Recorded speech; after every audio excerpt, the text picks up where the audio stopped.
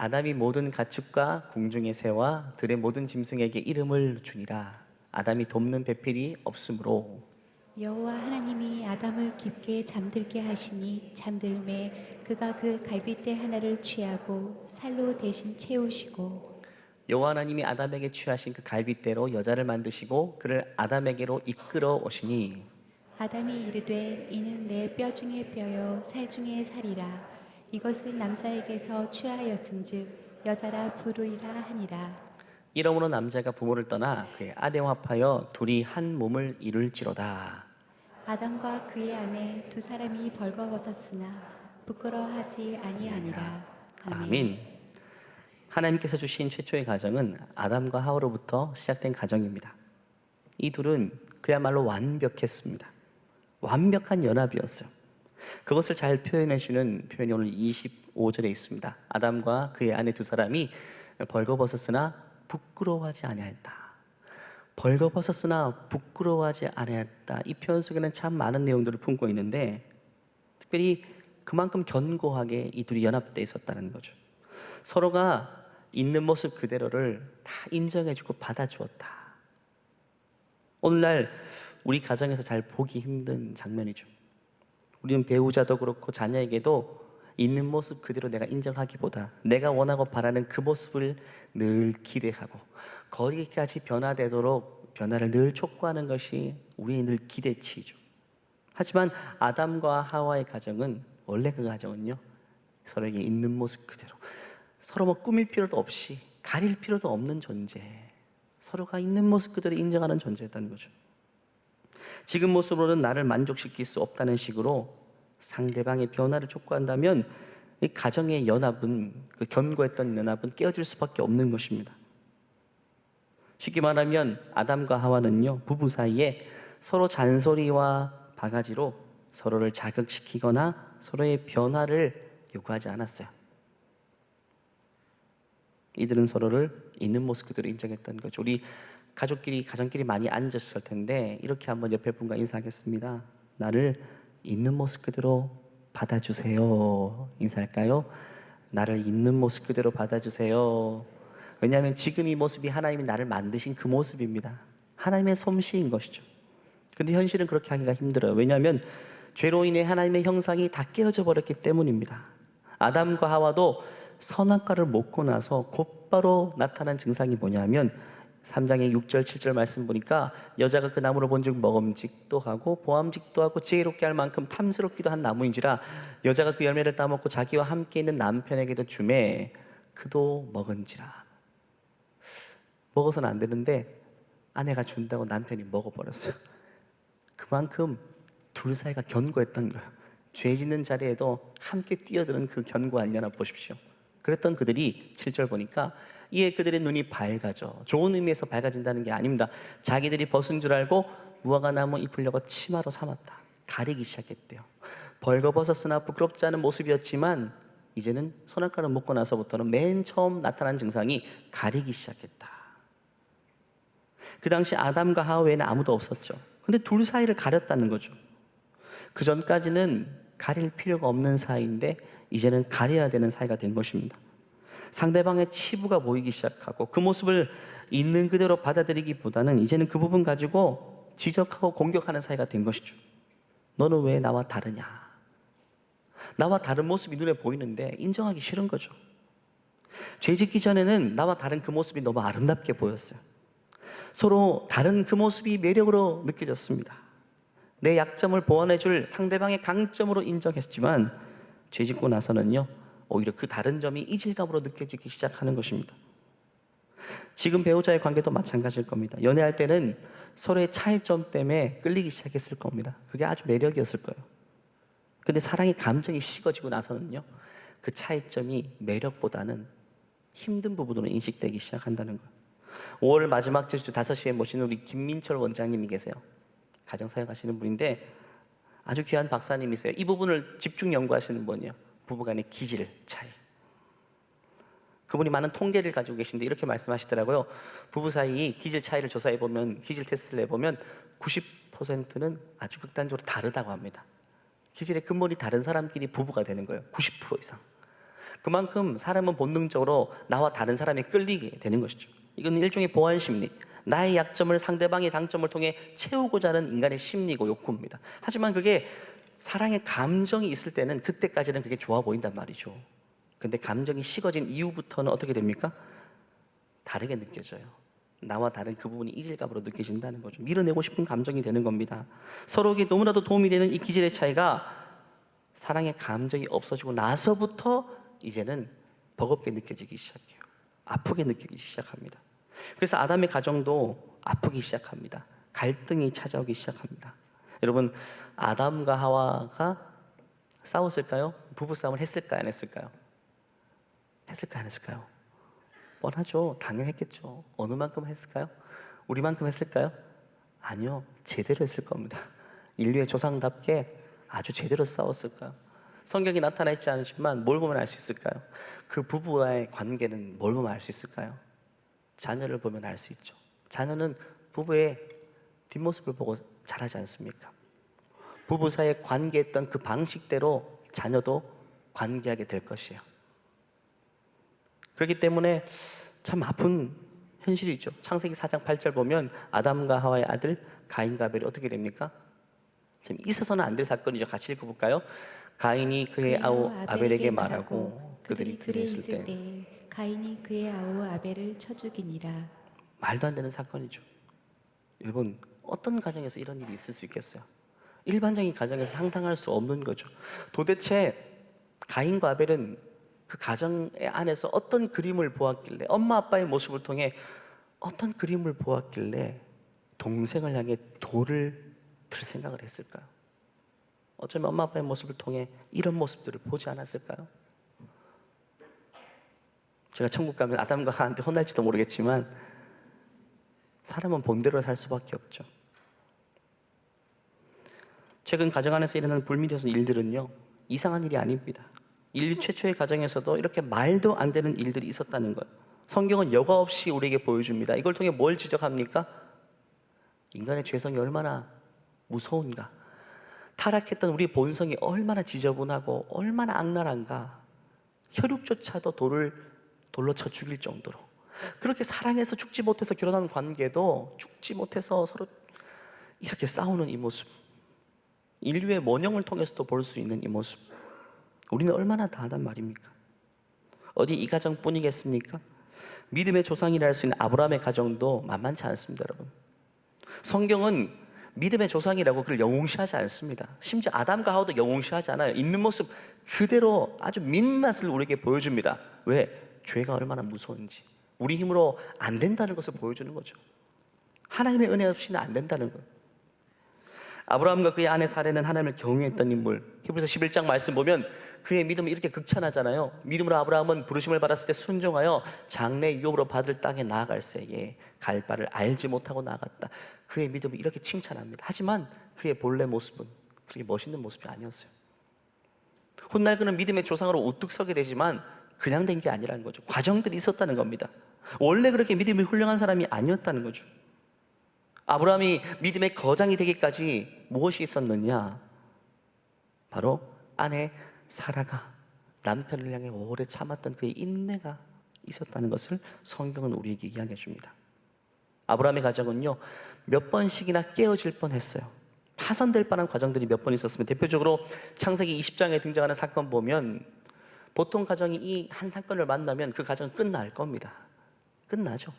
이런 사건이, 아브라함이 거기서 네게부 땅으로 옮겨가 가데스와 수울 사이 그랄의 거리하며 그랄 땅에 가게 되었어요. 그는 유목민입니다.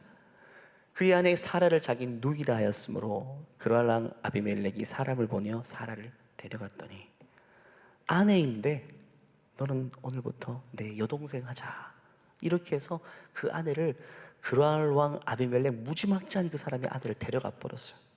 근데 손을 쓰지 않고 있어요.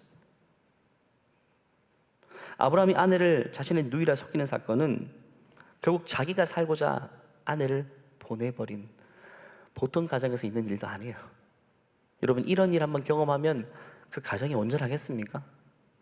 도대체 무슨 심리로 어떻게 이런 일을 했는가? 그 일을 당하는 아내의 마음은 어떨까? 제가 너무너무 여성의 입장이 궁금해서 오전 목자반 자매님들께 한번 물어봤어요. 여러분 가정에서 남편이 여러분에게 이렇게 하면 어떻게 하겠습니까? 뭐 길게 5초 이상도 생각 안 하더라고요. 바로 답을 해주시더라고요. 뭐 끝나는 거죠. 뭐 왜냐하면 재론할 것도 없어요. 남편이 자기가 살고자 사랑하는 아내를 다른 남성이 보내는 겁니다. 말이 됩니까? 그런 일을 겪으면 여성 입장에서 얼마나 수치스러워요. 아브라함의 아내 사라가 나이가 들수록 너무너무 아름다워지는 거예요. 너무 더 아름다워집니다. 이게 너무너무 감사한 일이죠. 그런데 그들은 유목민, 떠돌아다녀 사는 사람들이에요. 떠돌아다니다 보면 어떤 곳에 정착할지 모르는데, 그 시대는요, 힘이 있으면 모든 걸 갖는 시대 아닙니까? 마침 그랄 땅에 거하게 되는데 거기는 악명 높은 사람이 힘을 가지고 있어. 아비멜렉. 원하는 것이면 아무것도 두려워하지 않고 자기 힘으로 모든 걸 다 빼앗아 버리는, 사람을 마음대로 죽여버리는 그런 폭군이 거기 살고 있다는 소문을 듣게 되는데 얼마나 두려울까요? 아브라함은 고민합니다. 내가 만일 이 내 아내의 남편이라면 나는 죽은 목숨이 되는 것이고, 내가 이 사라의 오라버니가 되면 오히려 내가 대접받는 자리가 될 거라. 다 머리가 있으니까 머리를 굴리고 생각하는 거죠. 그래서 어쩔 수 없이 자기가 살고자 아내를 희생시키는 결정을 합니다. 이렇게 가정이 깨어질 뻔한 극단적인 상황, 그게 깨어지는 거죠. 그런데 이 사건을 누가 수습해 주십니다. 수습해 주세요. 누가 수습할까요? 3절 보면 하나님이 등장하십니다. 아비멜렉이 사라를 데리고 왔어요. 그때 하나님이 딱 나타나시죠, 꿈에. 그 밤에 하나님이 아벨레멜에게 현몽하시고 그에게 이르되 내가 데려간 이 여인으로 말미암아 네가 죽으리니 그는 남편이 있는 여자임이라. 하나님 무섭게 말씀하세요. 벌벌 떨 정도로 아주 무섭게 너 죽는다는 겁니다. 죽고 싶냐는 거예요. 아무리 폭군이지만 감히 신적인 존재 하나님의 꿈에 나타나서 실제처럼 말씀하시니까 사시나무 떨듯이 떨며 그 여인을 남편에게 보내주는 거예요. 결국 가정이 깨어질 만한 상황에서 그 가정을 지키시는 분은 누굽니까? 바로 하나님이세요. 하나님은 저와 여러분의 가정을 지키시는 분이십니다. 지금까지 지켜주셨어요. 우리 가정이 이렇게 있는 이유는요, 내가 이루어서도 아니에요. 바로 하나님이 우리 가정을 소중히 여기셔서 지켜주셨기 때문입니다. 여러분 인생을 회고하자면 얼마나 많이 남편과 아내 사이의 관계가 힘들 때가 많았겠어요. 배우자를 통해 신뢰관계가 깨어질 만큼은 위기에 봉착할 때가 한두 번이었습니까? 그때 말한 내 감정대로 했다면 우리 가정이 온전했겠습니까? 그렇지 않고 우리 가정이 지금 남아있는 이유는요, 하나님이 정말 긍휼을 베풀어 주셨기 때문인 것입니다. 하나님은 지금도 앞으로도 우리 가정을 지키시는 분임을 믿으시기 바랍니다. 그런데 아무리 하나님이 가정을 지켜주셔도 이 아내 사라가 나 더 이상 못 살겠다고 하면 그 가정은 끝나는 거 아니겠습니까? 하나님 나 더 이상 못 하겠어요. 남편이 나에게 이렇게 했는데 벌써 여러분 성경에 보면 2번 기록되어 있어요. 성경에 기록된 것만 2번. 남편이 먼저 2번째 나를 누이라고 생각해요. 사라 입장에서는 남편이 심심하면 자기를 누이라고 속이는 게 얼마나 자존심 상하고 힘든 일이겠습니까? 자신이 살고자 아내를 누이라 속이는 일들 이거 한두 번 겪으면요, 남편의 신뢰 다 깨지죠. 그럼에도 불구하고 사라는 그 선한 믿음과 마음으로 가정을 지켜냈단 말이죠. 아무도 할 수 없는 거죠. 아무도 할 수 없는 건데, 사람으로 할 수 없는 건데 그는요 견뎌냈어요. 무엇 때문에 견뎌냈을까요? 성경의 신약 성경을 보면 가정을 지켜내는 아내의 모델로 사라를 제시하고 있는데, 베드로는요 저서 베드로 전서를 통해서 성령의 감동하심을 받아 사라를 이렇게 칭찬합니다. 사라가 무엇 때문에 그걸 참아낼 수 있었는가? 같이 읽어볼까요? 시작. 사라가 아브라함을 주라 칭하여 순종한 것 같이 너희는 선을 행하고 아무 두려운 일에도 놀라지 아니하며 그의 딸이 된 것이니라. 세 가지를 이야기해요. 첫 번째는 사라는 그럼에도 불구하고 아브라함을 주로 칭했대요. 이것은 하나님께 주신 남편의 권위를 끝까지 인정했다는 거예요. 남편의 남편됨을 끝까지 인정했다. 신뢰관계가 다 무너지고 더 이상 실망할 곳조차 없는 정도로 밑바닥까지 찍었지만, 나를 그렇게 힘들게 했지만, 내 가슴에 못을 박았지만, 난 수치스럽게 했지만, 그럼에도 불구하고 내가 남편을 향했던 결혼 서약을 지켜냈던 거야. 남편은 진짜 그 서약을 깨뜨려 버렸지만 나는 내가 했던 서약을 지켜냈던 거야. 남편을 주라, 남편을 남편으로 인정했어요. 여러분, 가능하시겠습니까? 가능하시겠어요? 나는 사람 힘으로 안 된다고 봐요. 하지만 하나님이 도우시면 가능합니다. 이렇게 하나님이 기뻐하시는 선택들을 하게 되면 결과가 어떻게 되는가 제가 말씀드릴게요. 두 번째는 사라는 악한 일 앞에서도 선을 행했대요. 남편은 나에게 악한 일을 행했어요. 몹쓸 짓을 반복해서 했어요. 몹쓸 짓을. 그럼에도 불구하고 그는 선을 행했다고 합니다. 남이 나를 악을 행해도 나는 내가 할 길을 간 겁니다. 내가 해야 될 도리를 한 것이 묵묵히 선을 행했다는 거죠. 남편의 허물을 덮어주고 남편의 연약함을 이해해주고 참아냈어요. 그래서 위대한 여인이 된 거예요. 마지막 세 번째는 사라는 두려운 일에 놀라지 않았대요. 얼마나 두렵습니까, 여러분? 어마어마한 폭군이 나를 잡아갔어요. 남편이 나를 지켜주지 못했고 나를 누이라고 속였고 다녀와, 잘 갔다 와 이러는데 그 폭군 같은 그 사람이 나를 잡아갔어요. 얼마나 두려운 상황입니까? 그럼에도 불구하고 그는 놀라지 않았어요. 왜? 하나님이 지켜내실 줄 믿었기 때문에. 그 어떤 상황 가운데서도 나와 우리 가정을 지켜내실 줄 믿기 때문에. 결국 하나님이 지켜내셨습니까? 지켜내지 않았습니까? 지켜내셨죠. 그 밤에 나타나셔서 아비멜렉을 납작하게 해주시고 사라에게 빌게 만들었다는 거죠. 살려달라고. 그에 반해 아브라함은요, 참 두려움이 많은 사람이었죠. 그가 왜 남편을, 아내를 누이로 속였는가 나중에 아비멜렉이 물어봐요. 그때 어떻게 대답했는지 아십니까? 오늘 성경 말씀 보면요, 20장 10절 말씀 보면 아비멜렉이 또 아브라함에게 이르되 내가 무슨 뜻으로 이렇게 하였느냐.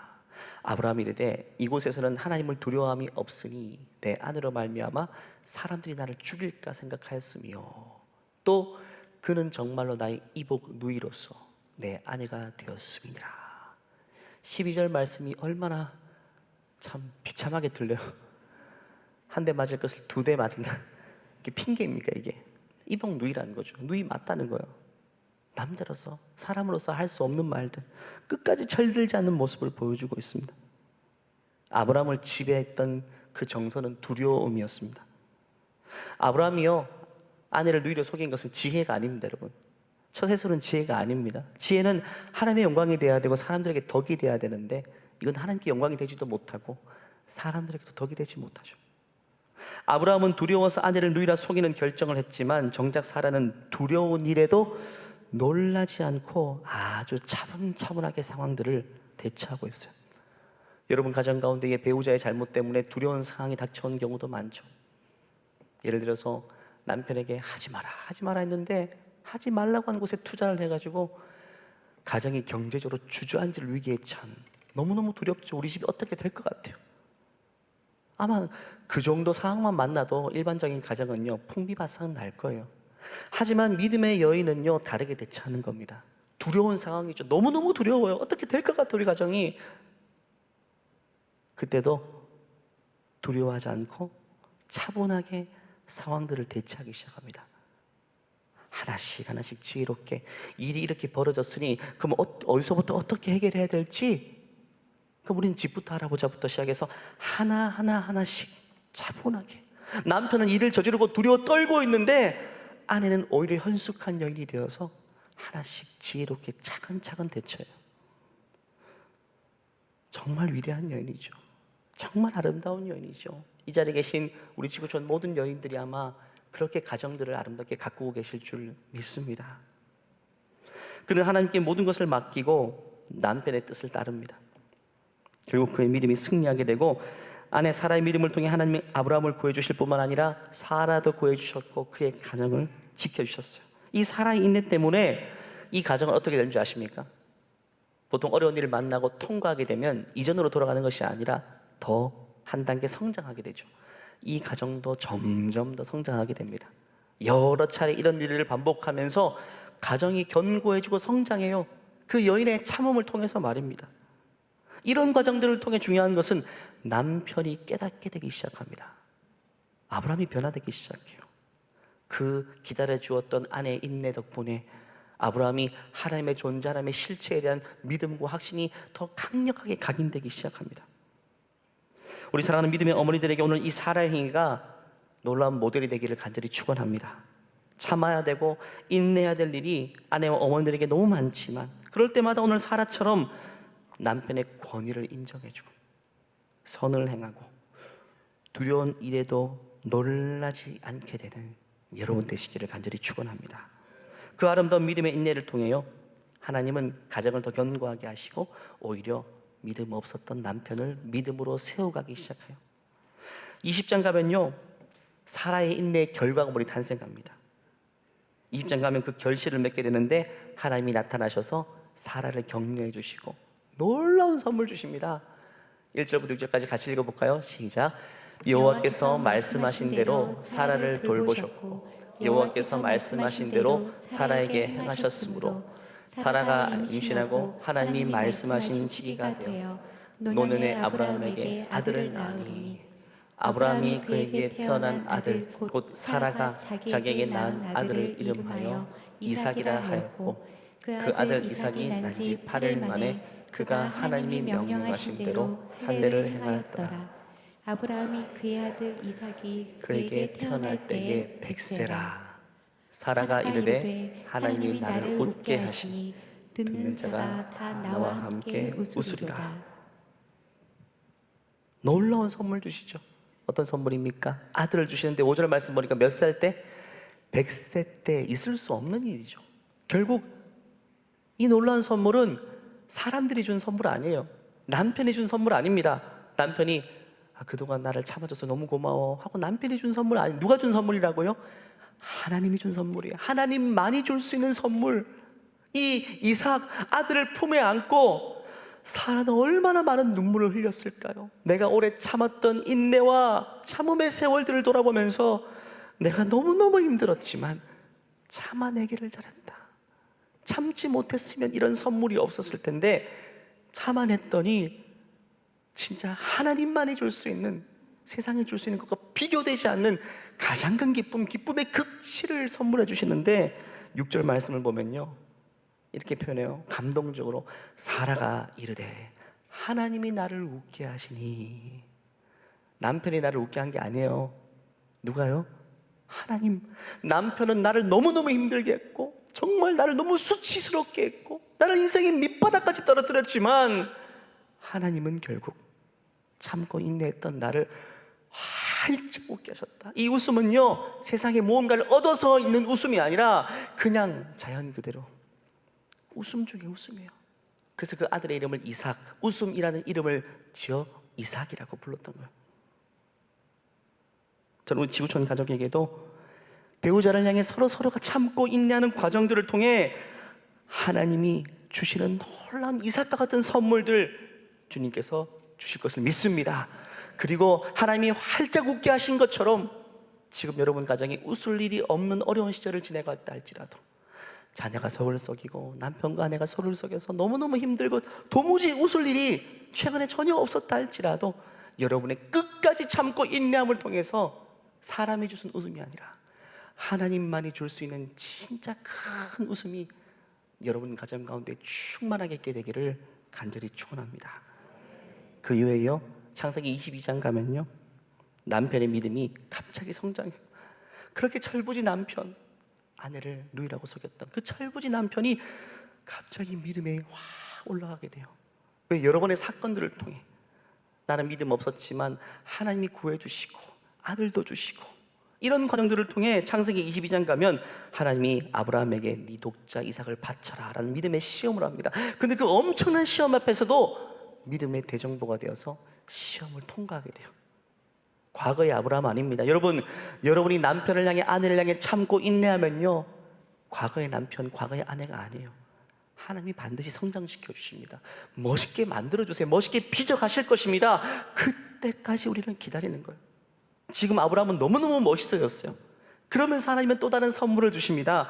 창세기 22장 가면요, 16절 17절 가면 이르시되 여호와께서 이르시기를 내가 나를 가리켜 맹세하노니 내가 이같이 행하여서 내 아들 내 독자도 아끼지 아니하였은즉 내가 내게 큰 복을 주고 내 씨가 크게 번성하여 하늘의 별과 같고 바다의 모래와 같게 되리니 내 씨가 그 대적의 성문을 차지하리라.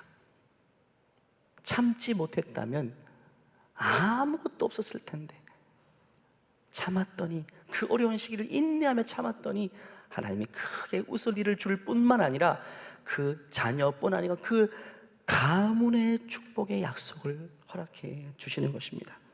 그래서 창세기 22장부터는요, 그 전까지는 아내의 믿음이 앞장서 있었다면 22장부터는 남편이 믿음의 거장이 되어서 가정을 멋있게 이끌어가는 장면을 성경은 보여주고 있습니다. 저는 이것이 가정이라고 생각합니다.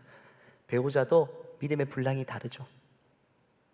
하지만 누가 앞서거니 뒤서거니 하든지 상관없이 서로가 서로를 기다려준다면 부족한 믿음이 성장해 가고 연약함이 강함이 되어서 남편이건 아내이건 기다려주는 만큼 믿음으로 성장하여서 결국에는 그 성장을 통해 웃게 되는 날이 오게 될 줄 믿습니다. 여러분, 믿음의 주도권이 가정의 주도권이 되게 해서는 안 됩니다.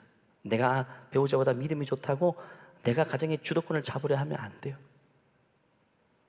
내가 믿음이 있을수록 믿음이 부족한 배우자를 향해서 오히려 더 인내하고 더 사랑해주고 더 겸손하게 상대를 배려해서 더 성숙한 모습으로 품을 수 있어야 돼요.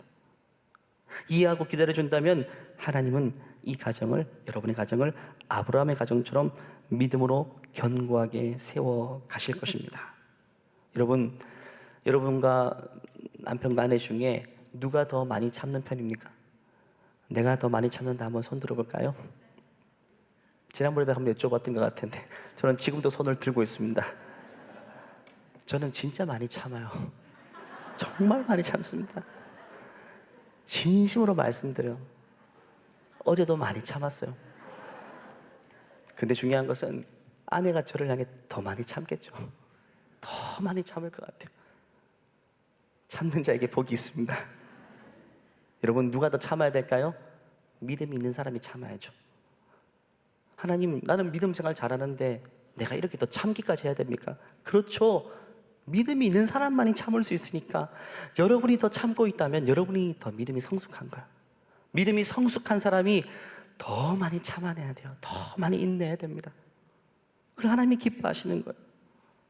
오늘 본문을 마지막으로요, 창세기 20장 20절을 보면 최초의 가정을 주신, 배우자를 주신 이유를 분명히 말합니다. 아담이 모든 가축과 공중의 새와 들의 모든 짐승에게 이름을 주니라. 아담이 돕는 배필이 없으므로, 결국 아내와 남편, 배우자를 준 이유는 딱 한 가지 목적입니다. 돕는 배필, 돕기 위해 주신 거예요.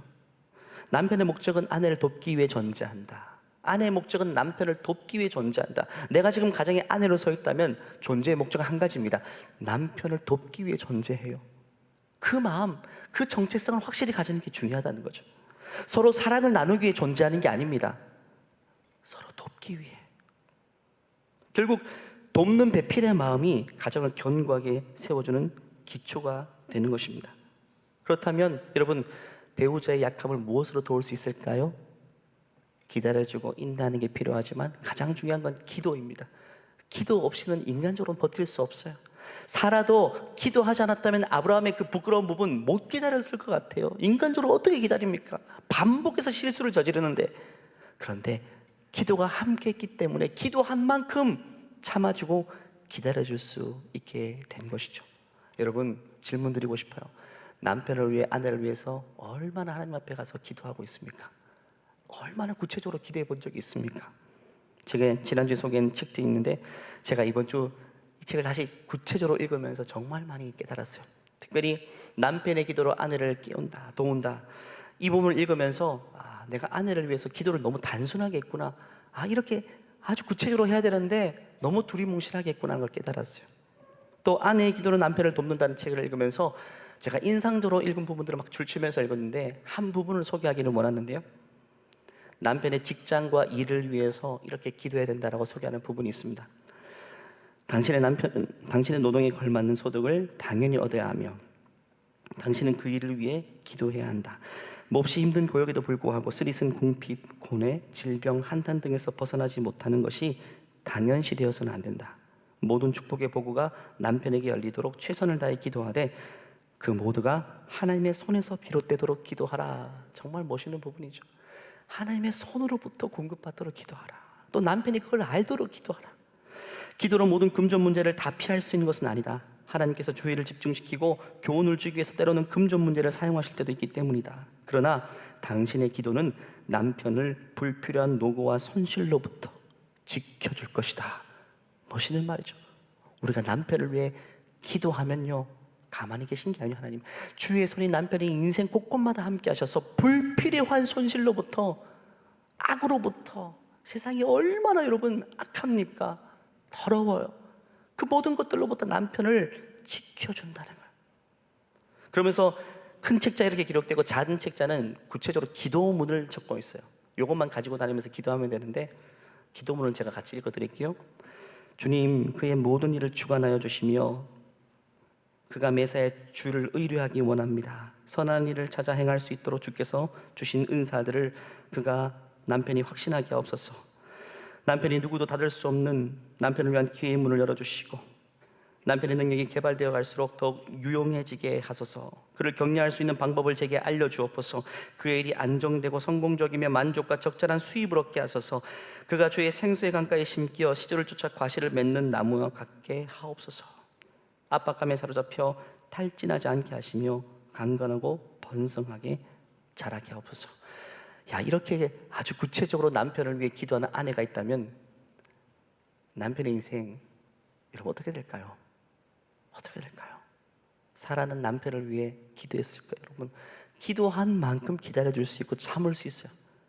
기도하면 놀라운 것은요, 기도하면 남편이 이해되기 시작합니다. 아내를 위해 기도하면 아내가 이해되기 시작해요. 긍휼의 마음이 생기기 시작합니다. 눈물의 기도가 나오게 돼요. 여러분, 기도만큼 실제적으로 구체적으로 배우자를 도울 수 있는 방법은 없는 것입니다. 오늘 가실 때 아내 기도로 남편을 돕는다, 이 책 제가 뭐 팔아서 남는 게 하나도 없어요. 근데 1부 때 2부 때 다 사가셨어요. 이미 사가셨는데 여러분 결제하시고 주소를 적고 가시면 우리 박병호 목사님께서 집으로 보내주신대요. 아니면 다음 주에 받아가셔도 되고, 그냥 요건 하나의 도구입니다. 하지만 이런 좋은 도구를 활용해서 남편을 더 이해하고 아내를 더 이해하고 구체적으로 기도할 수 있으면 여러분 가정이 얼마나 더 견고해질까요? 근데 안타까운 것은요, 이 두 책 중에 한 권은 다 팔렸어요. 근데 이 책이 남아있어요. 왜 그럴까요? 우리 남편들은 기도를 안 합니까? 1부, 2부 설교에도 남편들은 별로 안 사가요. 방법 하나밖에 없어요. 아내가 이걸 사서 남편에게 집어 던지는 겁니다. 이제 나를 위해 좀 기도하지. 서로 기도하는 여러분 되시길 바랍니다. 말씀을 마무리하겠습니다. 모든 가정은요 다 일시적입니다. 가정이란 테두리 안에서 함께 머무는 것은요 다 정한 기한이 있습니다. 실제로 잠깐이에요. 하나님이 정한 기한 안에서만 부부관계가 유효한 거예요. 하나님 허락하신 이 기한 동안 우리가 가장 초점을 맞춰야 될 것은요, 나는 남편을, 나는 아내를 돕는 자로 서 있다. 이 역할을 위해 내가 존재한다는 분명한 자기 정체성을 가지는 게 너무너무 중요한 것입니다. 여러분, 가정에 관한 그림과 가치관은요 부모가 자녀에게 그려주는 겁니다. 부모의 이런 모습, 서로 이해하고 참아주고 하는 모습들을 보고 자란 우리 자녀들은요 앞으로 그 관계성을 그대로 배워서 세상에 나간 누구와 상대하든지 관계하든지 참고 이해해주는 아이가 되고, 또 결혼해서 배우자를 만나게 되면 서로 그렇게 참아주고 이해하고 인내해주는 건강한 가정을 이루게 될 것입니다. 그 믿음의 가정 견고히 이루게 되신 여러분 되시기를 바라고, 믿지 않는 가정은 5월 가정의 달 맛있는 거 먹고 좋은 데 놀러 가는 거 끝이겠지만 우리 믿음의 가정들은요 더 견고하게 더 구체적으로 남편과 아내를 위해 기도의 재단을 쌓는 여러분 되시기를 간절히 축원합니다. 한번 기도하겠습니다. 이 시간 기도할 때 서로 배우자를 위해 기도하기를 원합니다. 하나님, 남편을 향한 필요가 뭔지 내가 잘 모르겠습니다. 하지만 깨닫게 도와주시옵소서. 남편의 갈증이 무엇인지를 깨닫게 도와주시고, 남편에게 필요한 것이 무엇인지 그 필요를 내가 잘 발견하게 도와주시옵소서.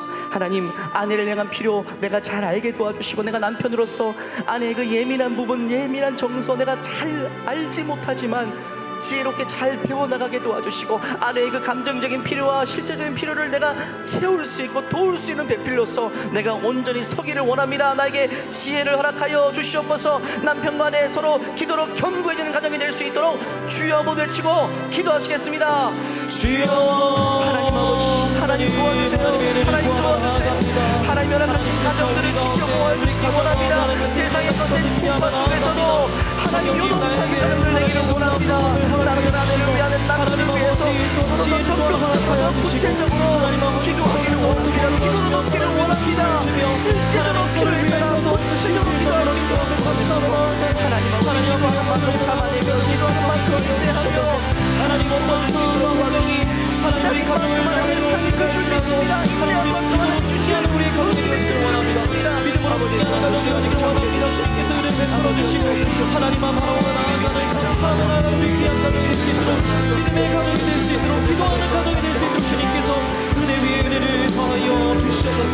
우리의 가정을 통해 놀랍게 영광 받으신 은혜 하나님을 기대합니다. 하나님, 남편을 다 이해할 수 있는 그 지혜와 믿음과 인내를 내게 허락하여 주시옵소서. 아내의 영적인 민감한 필요를 잘 캐치할 수 있는 지혜를 우리 남편들에게 허락하여 주시옵소서. 서로의 필요를 채울 수 있는 배우자가 되게 도우시고, 무엇보다 기도를 통해 구체적으로 배우자의 필요를 채워갈 수 있는 돕는 배필로 견고히 설 수 있도록 우리 모든 믿음의 가정들 지켜보아여 주시옵소서. 세상이 거센 풍파 가운데 지금 흔들리고 요동하는 가정들이 있다면 오늘 말씀을 부여잡고 다시금 기도의 재단을 통해 흔들리는 가정이 믿음 가운데 견고히 설 수 있도록 주님 지켜보아여 주시옵소서. 주님께서 함께 하실 줄 믿사오며 거룩하신 예수님의 이름으로 기도하옵나이다. 아멘. 우리 가정을 견고히 지키실 주님을 기대하며 주님께 영광의 박수 올려드리겠습니다. 하나님, 우리 가정을 지금까지 지켜주셔서 감사합니다. 주님 도와주시옵소서. 이 시간 다 같이 나서서 찬양할 때요, 믿음의 가정을, 더 큰 믿음의 가정을 꿈꾸시며 함께 찬양으로 예배를 마치도록 하겠습니다. 우리를 죽기까지 사랑한 그 사랑으로 당신을 사랑하리. 약속하신 축복의 말씀 굳게 믿으며 믿음의 가정 세우리. 우리 함께 섬기며 믿음의 가정 세우리. 거친 세파가 몰아칠 때 세상 사람들 모두 알게 되리. 믿음 위에서 우리 가정, 우리 두 손을 높이 들고 찬양합시다. 우리 함께 섬기며 믿음의 가정 세우리. 거친 세파가 몰아칠 때 세상 사람들 모두 알게 되리. 믿음 위에서 우리 가정, 믿음 위에서 우리 가정, 믿음 위에서 우리 가정, 믿음 위에서, 믿음 위에서 우리 가정. 우리 가정을 통해 영광 받으실 주님께 모든 찬양과 영광의 박수 올려드립니다. 주님, 우리 가정을 통해 영광 받아주시옵소서. 주님 찬양합니다. 이제는 우리 주 예수 그리스도의 은혜와 하나님의 무한하신 사랑과 우리 안에 내주하시는 성령의 역사가 그 어떤 상황 가운데서도 배우자를 향해서 인내와 오래 참음을 통해 서로가 실제적으로 서로를 돕는 배필이 되기를 소원하는 우리 모든 믿음의 가정 위에, 믿음의 자녀들을 위해 이제로부터 영원토록 함께 하시기를 간절히 축원하옵나이다.